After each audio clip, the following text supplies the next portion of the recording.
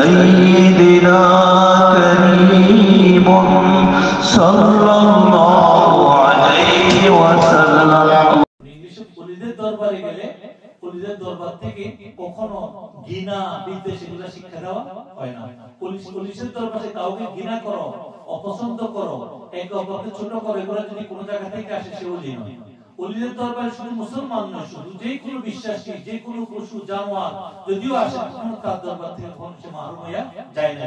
তারা মানুষকে হিংসা শিখায় না, তারা মানুষকে ভালোবাসা শিখায়, তারা মানুষকে মহব্বত শিখায়, তাদের ভিতরে মহব্বতের সাগর ভরপুর আউলিয়া কেরামের আছে।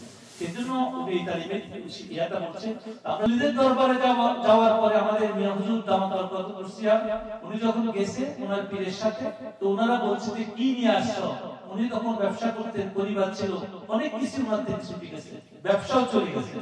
কারণ আল্লাহকে পাইতে গেলে, আল্লাহর পথে চলতে গেলে দুনিয়া ছাড়তে হয়। আর আমরা আজকে পীর ফকির দরবারদের কাছে কেন যাই? আমার ব্যবসা ভালো হয়ে যাক, আমার ছেলের বিয়ে হয় না, মেয়ের বিয়ে হয় না, কারবার ভালো নাই, এই জন্য আমরা যাই।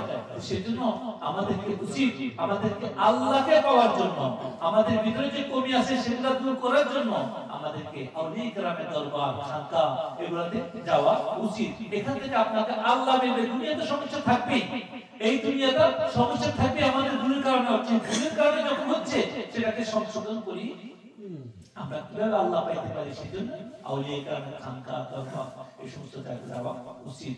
এজন্য আমাদের সবাইকে চেষ্টা করা উচিত যে আমরা যে পথে আছি, যেখানে আছি না কেন, আমাদের বিতর্ক কি করা উচিত, কলব চিন্তা করা উচিত। আর জিকিরুল্লাহ, জিকিরের মাধ্যমে আমাদের ভিতরে যতগুলো লতিফা আছে, লতায়েব আছে, আপনারা হয়তো জানেন না লতিফা কাকে বলে।